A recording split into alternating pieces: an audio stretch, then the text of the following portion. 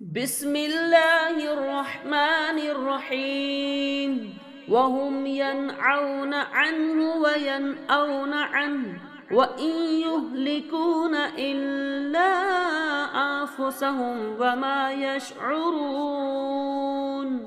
ऐं उहे ॿियनि खे उनखां रोकनि था ऐं पाण उनखां परे भॼनि था ऐं उहे पंहिंजो पाण खे ई हलाकत में विझनि था ऐं उन्हनि खे शऊर न आहे। वलौ तरा इज़ वुक़िफ़ू अलन नारि फ़क़ालू या लैतना नुरद्दु वला नुकज़्ज़िब बिआयाति रब्बिना वनकून मिनल मुअ्मिनीन।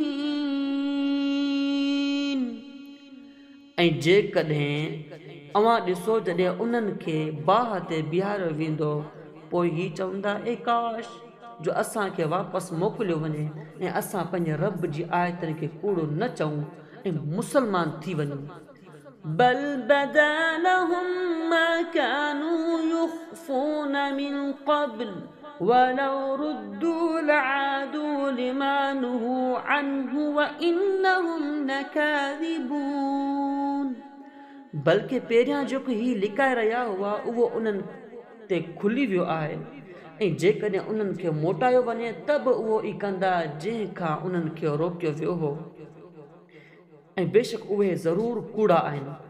वक़ालू इन हिय इल्ला हयातुना दुनिया वमा नहनु बिमबऊसीन। ऐं उन्हनि चयो हो त ज़िंदगी त सिर्फ़ दुनिया जी ज़िंदगी आहे ऐं असांखे उथारियो न वेंदो।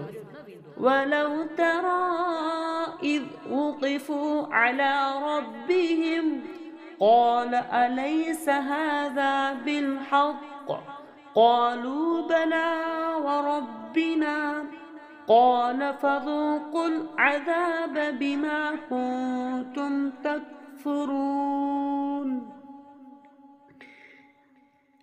ऐं जेकॾहिं अवां ॾिसो जॾहिं उन्हनि खे संदनि रब जी बारगाह में बीहारियो वेंदो त उहो फरमाईंदो छा ही हक़ न आहे? त चवंदा छो न असांखे पंहिंजे रब जो कसम। फरमाईंदो त हाणे पंहिंजी कुफ़र जे बदिले में अज़ाब जो मज़ो चखो।